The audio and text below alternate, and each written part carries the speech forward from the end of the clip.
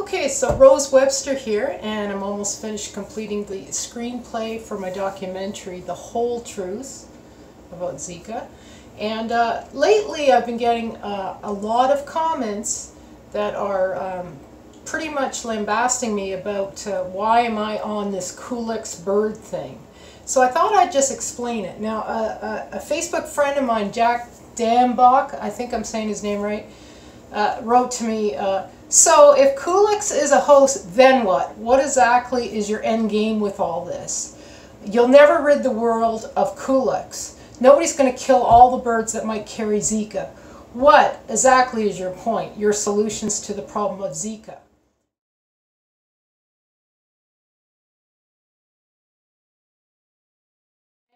Not to center him out, but I've had very similar ones lately on other media posts.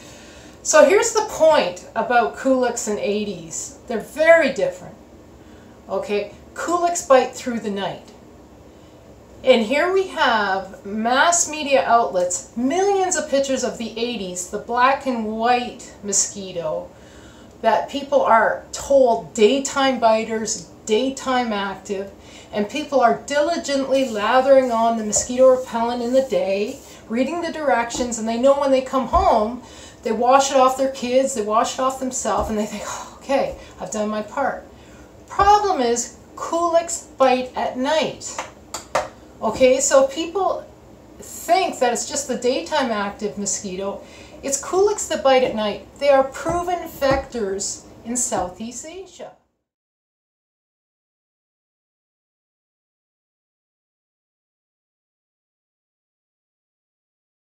Now, I'll give you an example. Singapore has world-class vector control, but they're only trying to eradicate Aedes, and they're doing it with pesticides, which mosquitoes build up a tolerance to, when in fact, for Culex, BTI, it's a type of organic larvicide, is actually very effective. Culex lay their eggs in rafts in open bodies of water. They're easier to eradicate. Bed nets, mosquito bed nets at night would go a long way. And here we have people spending a lot of money, and in Florida I think they're spraying Naled or Naled. I'm not sure how it's pronounced, but it's a known neurotoxin.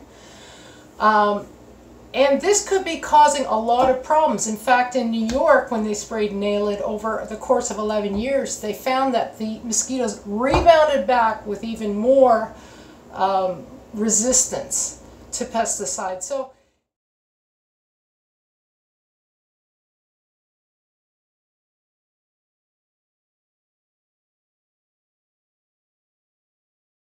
that's not the answer here. So he wants to know, Jack wants to know, what's my end game? My end game is this: if you don't figure out the reservoir hosts and the vectors, what the main players are, what you're doing is just half measures, okay? Aedes would be a half measure.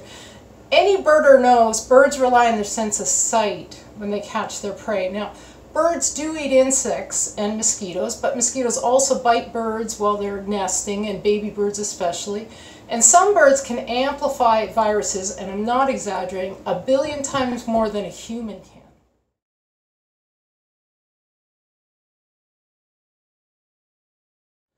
So, Aedes are black and white. Normally they don't carry Wolbachia, but now we have trillions of Wolbachia-infected Aedes introduced into the food chain, into birds that normally wouldn't ingest it.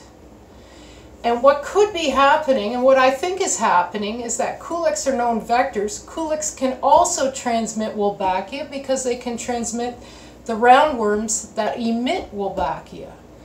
Culex are hardier, larger, they're found in more places. So my point is, for example, with Singapore, they have many types of bulbuls there. They have over 200 straw-headed bulbuls that actually have been seen encompassing the areas where these Zika clusters have been found in Singapore. So if we look at them as an example, they're not eradicating Culex. I don't think people are being told mosquito bed nets at night would help. And you've got these birds that could be amplifying the virus 1 billion times.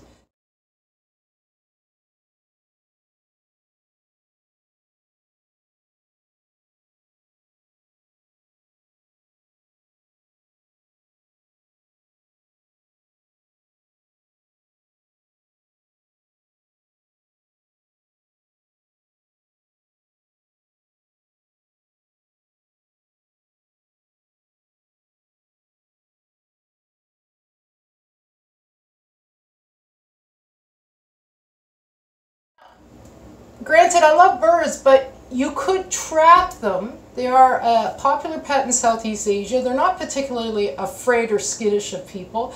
They don't migrate. They pretty much stay, introduced species pretty much stay where they are established. And you could bleed them and test them for Zika and see if they have it. Same with Culex. West Nile virus and Zika share the same phylogenetic, sorry if I'm not saying that right, phylogenetic clade. It's supported 99% within the clade beside West Nile and St. Louis encephalitis viruses.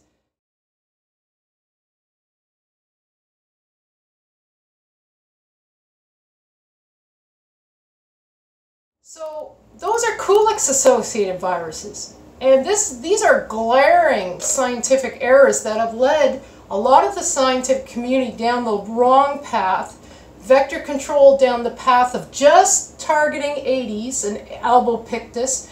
We were told about Aedes aegypti and albopictus way back almost a year ago, and now I'm hearing they found another species. Guess what? It's albopictus again, Aedes.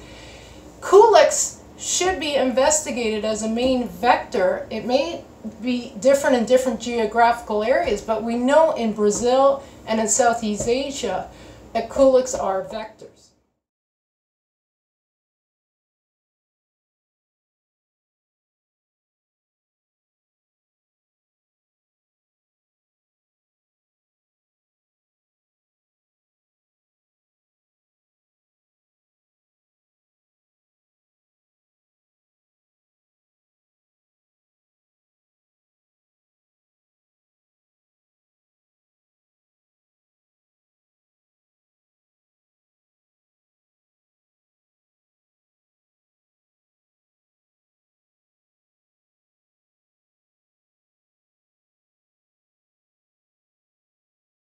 Okay. So my point with all this is you're only going to knock out 30–40% of the cases of Aedes associated Zika cases. I do think Aedes and Culex are spreading Zika, but if you don't target the main vectors or the more worrisome vectors, then you could be doing a lot of damage down the road. For instance, if 80% of people have no symptoms, it's plausible that those who are bitten by Aedes have a milder form of Zika, and those that are bitten by Culex are getting Zika and Wolbachia and a much worse case of Zika manifestations such as Guillain-Barré or microcephaly, etc. In Brazil, Culex appear to have two types of mitochondria. Now, I understand also that mitochondria stain similarly to Wolbachia, although Wolbachia could also be what drove Culex to genetically become a species with two types of mitochondria in that area. Again, geographical areas really matter. But the key things I want to point out to you is Zika is much more related to West Nile. Bulbuls, there's only one or two introduced species in North America. Red-whiskered and red-vented bulbuls. There's also a few other types that have been spotted. These are your main birds to test. One bird can infect hundreds of mosquitoes. Birds live for years, mosquitoes live for what, maybe a month at the most. So I think it's irresponsible that the WHO, the CDC, Public Health Canada is just saying to pregnant women, don't go here and there. I think it's irresponsible also because men can carry Zika in their semen for 6 months or more. We don't really know how long.